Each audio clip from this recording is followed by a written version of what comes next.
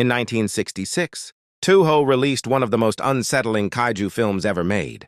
No alien invasion, no ancient prophecy, no city-leveling god monster. Instead, War of the Gargantuas tells a deeply uncomfortable story about two creatures who were never meant to exist separately, and what happens when they do. This isn't a film about destruction. It's a film about identity, upbringing, and inevitability. Today we're breaking down War of the Gargantuas, where it came from, what actually happens in the film, and why it remains one of Toho's most emotionally disturbing kaiju stories to this day. To understand War of the Gargantuas, you need to go back one film earlier.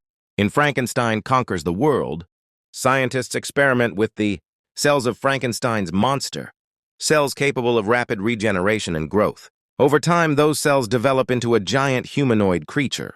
At the end of that film, Frankenstein's monster is presumed destroyed, his body lost beneath the ocean. But those cells don't die, they adapt. Years later, scientists discover that fragments of Frankenstein's cells have continued to grow independently. Instead of forming a single organism, the cells split, developing into two separate beings. These beings are the Gargantuas. They share the same origin, the same genetic foundation, but they grow up in completely different environments. And that difference changes everything. The Gargantuas are named Sanda and Gaira. Sanda, the brown gargantua, grows on land. He is observed near human settlements. He witnesses people not as food, but as neighbors. Over time, Sanda develops restraint. He reacts emotionally. He hesitates. He is still dangerous, but he shows signs of empathy, almost humanity. Gaira, the green gargantua, grows in the ocean. He survives by hunting, by feeding, by instinct alone. Sailors begin to vanish. Ships return empty. Survivors speak of a towering, green figure rising from the sea and pulling, men screaming into its mouth. Unlike Sanda, Gaira has no concept of restraint, no connection to people, only hunger. This contrast is the heart of the film. The Gargantuas aren't good versus evil. They're nature versus nurture, expressed through monsters. War of the Gargantuas is one of the rare Toho Kaiju films that leans heavily into horror. Gaira doesn't just destroy buildings. He hunts people. We see civilians lifted into the air. We hear screams cut short. We watch sailors pulled into darkness. This is deeply uncomfortable, especially by Showa-era standards. There's very little music during these scenes. Long stretches of silence. Lingering shots. The film wants you to feel exposed, just like the characters do.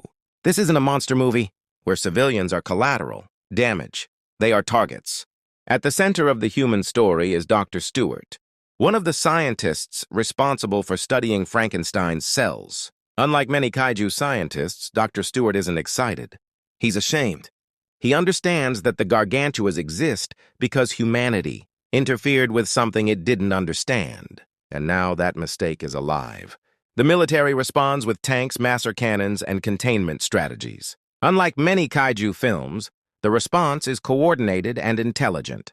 But it still doesn't work. Because the Gargantuas aren't invading forces. They're consequences. You can't bomb a mistake out of existence. When Sanda and Gaira finally encounter each other, the film reveals its emotional core. Sanda recognizes Gaira, not as prey, not as an enemy, but as family. He tries to reason with him, to stop Gaira from killing humans, to remind him of restraint. But Gaira can't understand. Not because he's evil, but because he never learned another way to exist. Eventually, Gaira falls into the volcano, but the film doesn't end with victory. Sanda follows him. Whether out of guilt, mercy, or an inability to live without his counterpart, Sanda willingly descends into the lava as well. War of the Gargantuas isn't about monsters destroying cities. It's about how environment shapes identity, how upbringing defines morality, and how some conflicts cannot be resolved without loss. The Gargantuas are two halves of the same origin, torn apart by circumstance. And in the end, neither can exist alone. This film stands apart from most kaiju stories because it asks a rare question. If a monster learns empathy, does that make it human?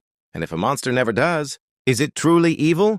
War of the Gargantuas doesn't give us easy answers. And that's why, nearly 60 years later, it still lingers. If you enjoyed this deep dive into kaiju history, consider subscribing for more long-form explanations, shorts, and monster breakdowns. Next up, a full ranking of the Showa Godzilla era. Thanks for watching.